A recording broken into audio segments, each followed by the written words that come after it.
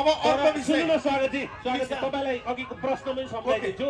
तपाईँ अघिल्लो निर्वाचनमा राजा चाहिँदैन भनेर हिँड्ने, अहिले राजा चाहिन्छ दोगुराजी किन भन्ने आएको छ।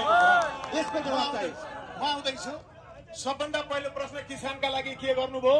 किसानका लागि दिएको अनुदान सरकारले काटेको छ, त्यसलाई मुद्दा हाल्ने म हो स्वागत नेपाल। सर्वोच्च अदालतमा मुद्दा नम्बर 081WO 632 हो। त्यसमा मैले यहीँको झापाको हेमचन्द्र खनालजीलाई राखेको छु। फैसला के भयो? कृष्ण फैसला न्यायाधीशले गर्ने हो। अन्तरिम आदेश जारी भएको छ। म मात्रै हो नि जनताको मुद्दा लड्ने। अर्को हेर्नु, फलफुल विषादयुक्त इन्डियाबाट ल्याउने, नेपालका व्यापारीको बजार बन्द गरिदिने, यहाँबाट जितेर जानेहरूले कानुन बनाउनु भयो। मैले त्यसलाई खारेज गरिदिएँ अदालतबाट। यहाँबाट थाहा होला उहाँहरूले के गर्नुभयो? देखि त्यो जुन 10 अर्ब 41 करोड रुपियाँ लिनु भएको छ त्यो फिर्ता ल्याउन सर्वोच्चमा मुद्दा हालेको छु। मलाई त्यो बाबत 9 चोटि हक्कडी लगाउनु भयो। अब अर्को कुरा हेर्नु, एकदम छोटो छोटो स्वतन्त्र अस्ति हुनुहुन्थ्यो, स्वतन्त्र जितेर सरकारको प्रमुखै हुनुभयो। बालन शाहज्यू सम्मान छ। स्वतन्त्र उठेर हर्क शाहज्यू, हर्क साम्पाङज्यू सरकार प्रमुख हुनुभयो। उहाँ पार्टीमा जानुभयो। स्वतन्त्र उठ्ने दुईजना संघीय सांसद प्रभु शाह र अमरेश कुमार सिंहज्यू जानुभयो। उहाँहरू पनि पार्टीमै जानुभयो। तर उहाँहरू देश विरोधी पार्टीमा जानुभयो। म देशको राष्ट्रवादी पार्टीमा छु।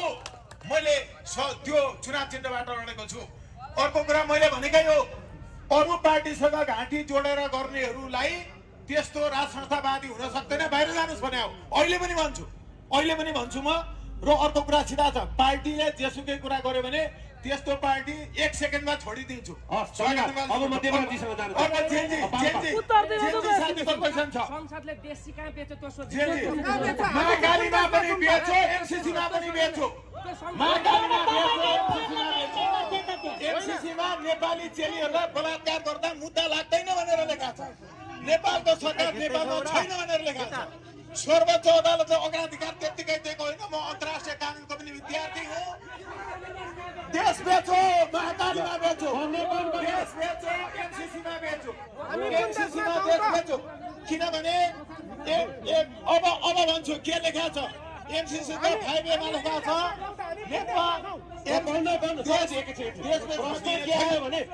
प्रश्न के आयो भने संसदले देश कहाँ बेच्यो? अब भन्छु सुन्नुहोस् है त, हामी कुन देशमा छौँ? कुन देशमा हुनुहुन्छ? देश बेच्न दिने छैन संसदबाट। अब देश बेचेको प्रमाण दिन्छु। देश बेचेको प्रमाण दिन्छु। देश बेचेको प्रमाण दिन्छु।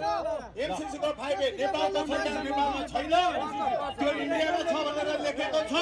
त्यसले के लेखेको छ भने म नागरिक हो, देश बेच्न दिन्न, यस्तो संविधान खारेज गरिन्छ। ल अब सुन्नु है, प्रश्न के आयो भने स्वागतजीले देश बेचियो भन्नुभयो। यहाँहरूको प्रश्न के आयो भने बेचेको भने त कुन धरतीमा उभिएको छस् के? जवाब दिनुभयो। म अब देवराजीसँग जान्छ। जवाब आएको छैन। दिनुभयो त भाइले भनिसक्नुभयो त। देवराजी पाल्पा जवाब आएको छैन। देश बेचेको प्रमाणै छ है। उहाँहरूले बेचेको प्रमाण छ। बेचेको विरोध गर्दा मलाई हक्कडी लाग्यो। पालो